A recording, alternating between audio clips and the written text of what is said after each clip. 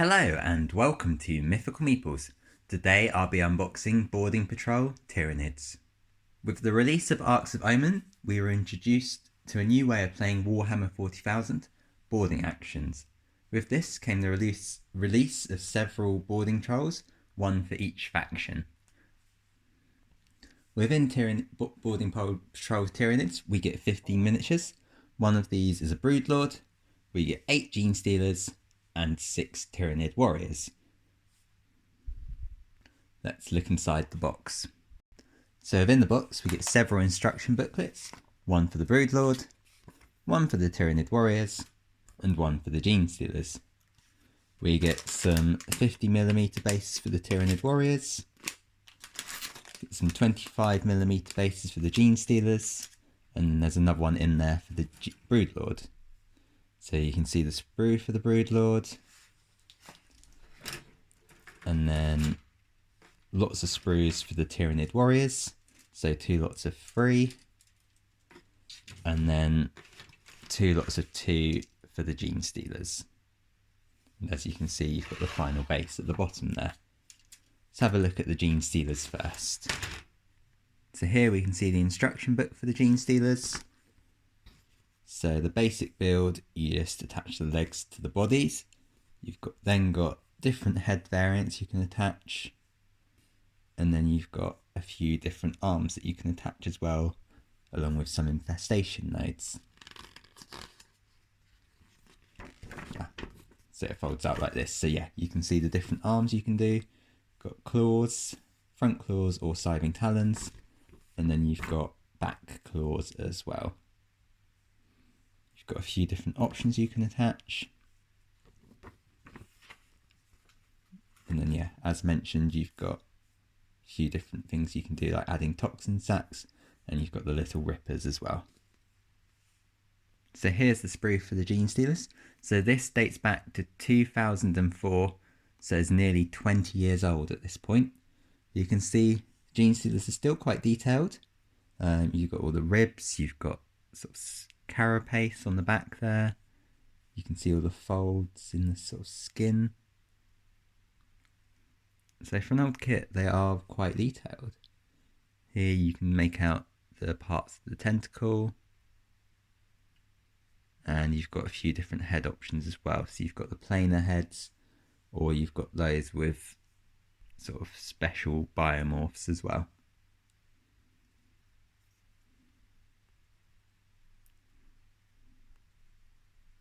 So as an older kit, as you can see here, the mould lines are quite prominent.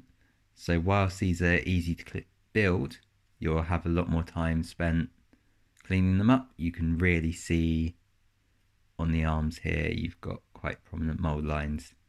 So whilst they'll be quick to assemble, you will spend a lot of time building these, cleaning these up and prepping them.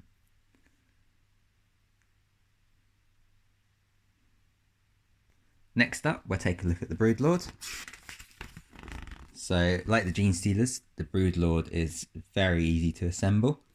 So you can see here, you build the head, attach it to the body, then you assemble the legs, attach the legs to the base, attach the arms, which come in a few different pieces, and then attach the other arms as well. And then it'll end up looking like this. So it's a bit more complicated than the Genestealers, but it's still fairly straightforward to do. As you can see, you just torso, legs, arms, and you're sorted. Let's have a look at the sprue now. So as you can see, as I just mentioned, not many pieces here. You've got the base here, which you can make out.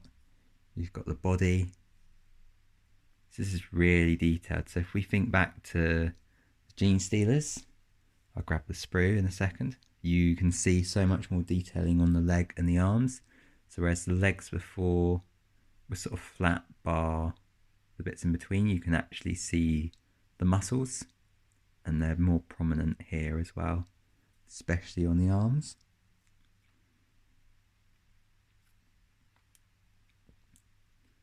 Let's have a look at the mould lines. So you can still see them present here, but they're nowhere near as prominent as they are on the Genestealers. So this kit dates back to 2013, so it's about 10 years old as opposed to 20. But you can make out all the details. It's really cool. Looks fairly easy to assemble with not many fiddly bits. So here's just a comparison of the arms. And obviously the Broodlords are bigger, but you can see the sort of difference in the detail and just in the muscles on the arms. And sort of ribbing between as well. You can see you've got sort of 4 here, whereas you've got many more parts between the arms here. Finally, let's look at the Tyranid Warriors. So, as I mentioned before, you've got the 3 different sprues here, so you can see the heads and the bodies on them. You've got the options for Tyranid Warriors, but you can also make a Tyranid Prime as well. So you start off by assembling the legs with the different sort of lower half of the body. Got a few different head options, different torso options as well, so you can mix and match. Got a few different biomorph options as well. And then you've got a whole load of different weapon options. So you've got Spine Fist, Death Spitter, Venom Cannon, Barbed Strangler, Devourer, Rending Claws, Scything Talons, Bone Swords, or Bone Sword and Lash Whip.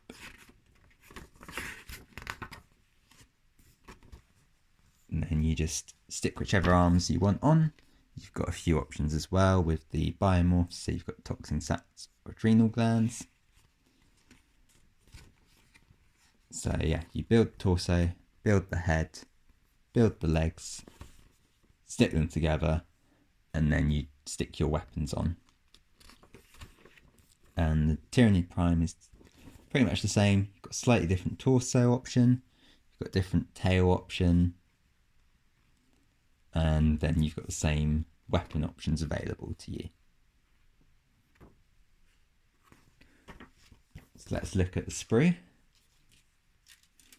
So let's look at this part first. So you can see here, you can see the bone swords. These are really detailed. You can see got a couple of different heads down here. See the body parts here and here. So those bone swords look really nice and detailed. So these look like they could be the parts for the Tyranid Prime, as does this bit here. And then you've got the either Barbed Strangler over here. So it's really well detailed. So like the Broodlord, this is from 2013. And you can see here you've got the mould lines.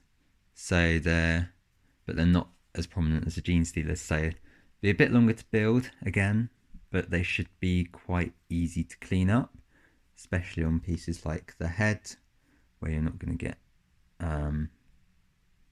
many mould lines because of how it's been made. So yeah, you can see them just about on the edges of the ribs here as well. So let's look at the other half of the sprue. So you can see here again, you've got the parts to make the Tyranid Warriors. So you've got the bodies, you've got the legs down here, you've got a couple of different heads, torsos, and then again you've got the different bone swords and other arms as well. So you've got the Death Spitters here, Spine Fists up here, Lash Whips. Again, these are quite detailed. You can see on the claws, you've got the muscles here, on the Scything Talons.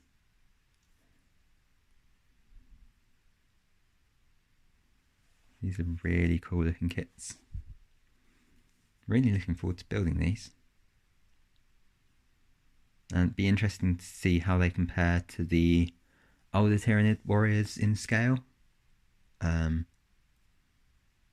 But yeah, you can see again, you've got mould lines on the arms, but they're not too prominent. That looks like one of the worst ones. But you can make them out fairly easily. They shouldn't be too bad to clean up, especially on the back of the scything talons here. Just drag your hobby knife over that.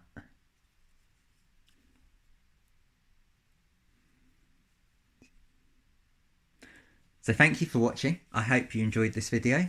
If you did and you want to pick up your own Tyranids or other products from Games Workshop, please use my affiliate link for Element Games below. You get a 15% discount on most Games Workshop products, and I get a 5% kickback for every purchase you make through that link. You can also use my code to get double crystals as well. Other ways you can support me are like, comment, subscribe. This costs you nothing and just helps me be seen by more people and grow as a community. Or you can become a member of Mythical Meeples or support me on Patreon as well, where you'll get access to extra content, sneak previews and behind the scenes as well. So thank you again for watching, and I'll see you in the next one. Bye for now.